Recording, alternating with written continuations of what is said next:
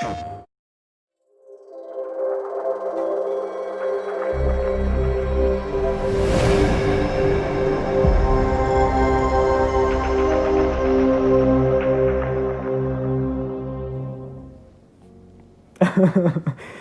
growl, prowl, prowl.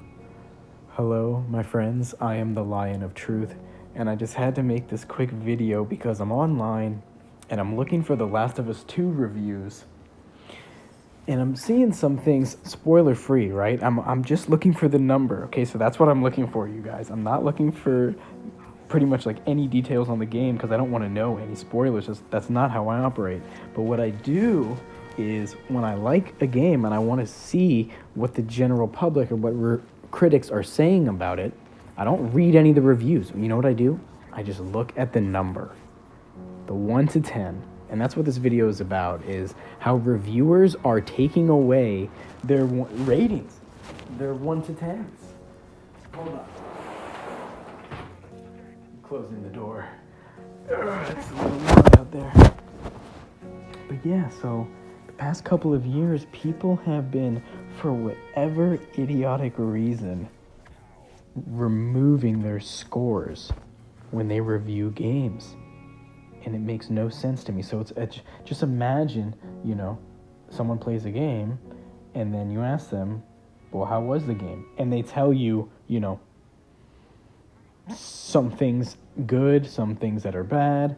They give you their feelings on it, but there's no concise answer as to whether you should go buy the game, if it's good in comparison to other games that they've played, if it has any connection to other games that they've played, and as far as quality and graphics and audio and story and anything like that.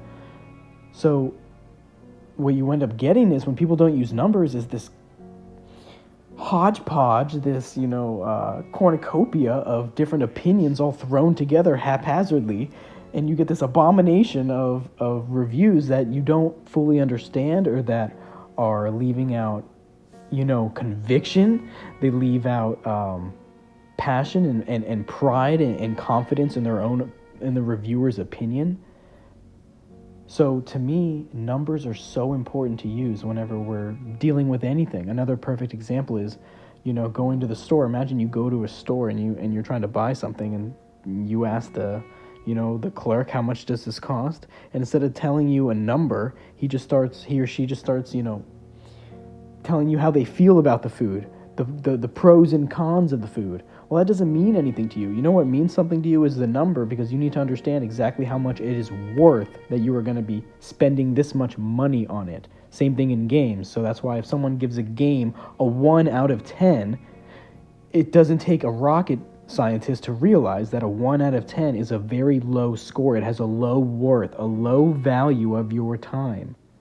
So you shouldn't be playing that game. But if someone just talked about that 1 out of 10 and just told you, oh, it has this good thing and this bad thing and it's this long or whatever, you would have a general idea of the game, of course, but you would have no conviction from that reviewer as to whether this thing was overall a high quality or a low quality product in a short, concise way. That's the point I'm trying to drive home here. Is yes, you can still portray the same type of information, the same type of thoughts and opinions, going through a review and reading every little word, of course, and that's how you get spoilers and stuff like that, and that's what I'm trying to avoid.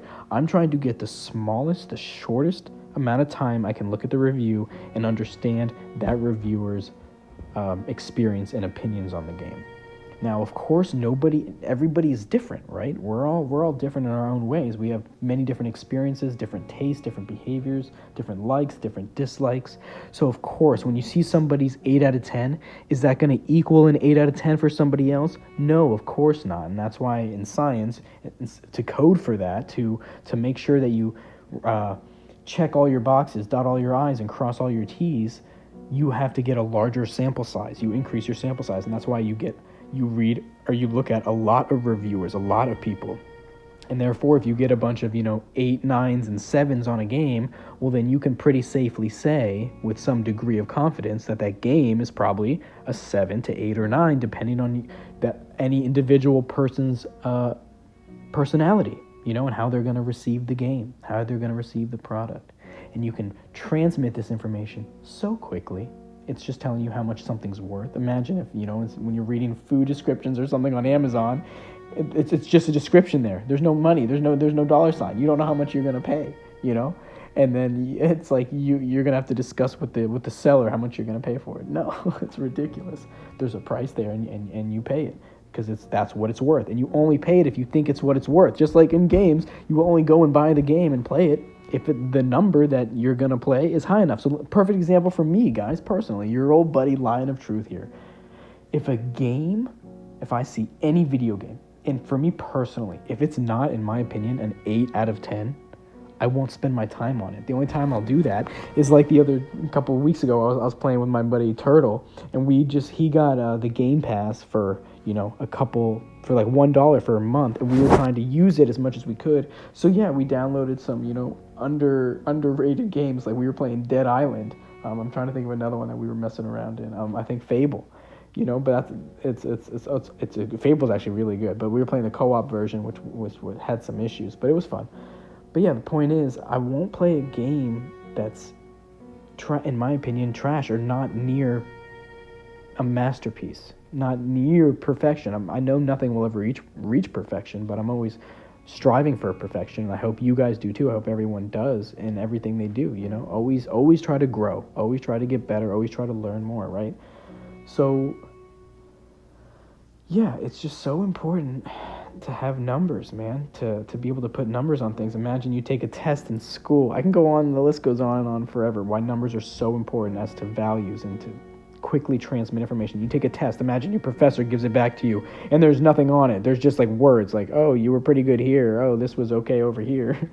You could have been right here. Oh, you're, whatever. And there's no number. You don't know how you really did. You just have a bunch of random little, pieces of feedback that you can kind of come up with something, but unless they put a number on it, you won't know the direct meaning of it. So I just hope that people go back and, really embrace numbers. And I think it's also a symptom of the generation and the times, you guys, now in 2020, that everyone's just so sensitive and so offended by anything. I think that people are just too afraid to put numbers on things because they're afraid they're afraid of other people's opinions of them and the backlash that it could cause by them trying to, put an actual value on a product.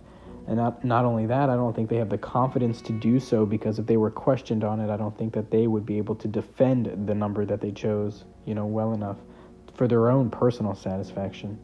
So yeah, for me, if a game's not an 8 out of 10, in my opinion, I don't think there's any point in playing it. I think most things in the world are garbage that are made by men, made by humans. Most of the things that we touch are, made out of greed and selfish desires. But there are a few gems out in this world, and there are a few in every sector of life, right? And in video games, there are a couple.